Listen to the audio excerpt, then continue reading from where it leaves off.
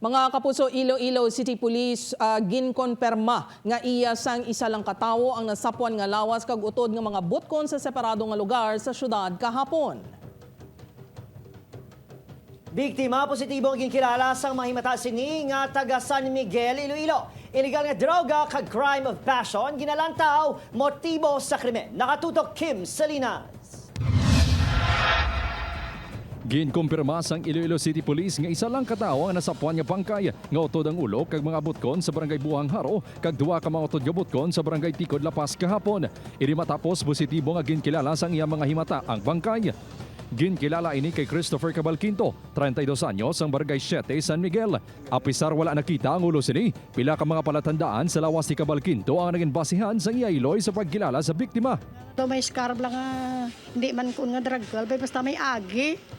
May agi, di may digyan gid man ang mga kuko nito pero sa kahig kag ang kuko naman sa lima parehas gid. Sa pirasan da nga nagagto, ay gid nagkuon nga ay daw hindi amo daw hindi kwan tanagid di 100% gid nga tanagid.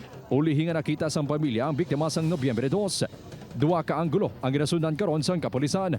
Una ang iligal nga droga. Madumduman nga may tato ka sa sang shabu nga naipit sa brief sang biktima kag ang nakasulat sa karton nga nakatapik sa sako nga ginasudlan sang lawas ni sa di nakasulat ang mga tinaga kaangay nga nagapaandam sa mga drug pusher.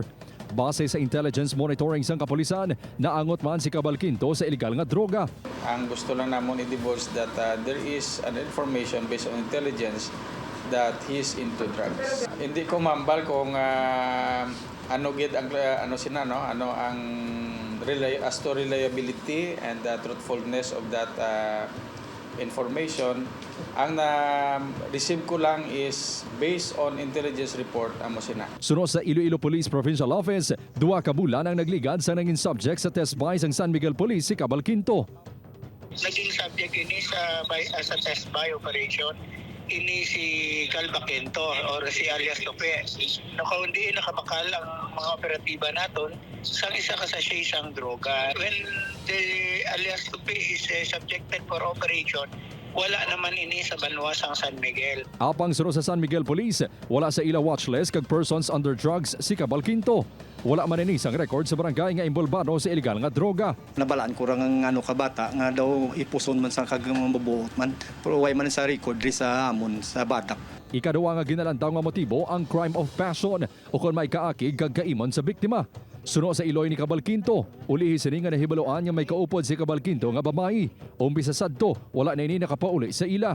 Samtang nagdepensa naman ang ICPO nga wala sang kailabtanan ang kapulisan sa krimen. As far as ICPO is concerned, I can categorically say that ICPO has nothing to do with this gruesome criminal act. Ginpahayag man sang ICPO nga ginakumpirmar pa nila ang nagalap nga video sa social media nga nagapakita sa pagutod sang ulo sang isa ka persona nga ginaangot sa nasapwan niya lawas. Suno man sa utod sang biktima, nakadilargo sang ulihin nila nga nakita si Cabalquinto kag wala naka-shorts, hindi kaangay sa lalaki sa video.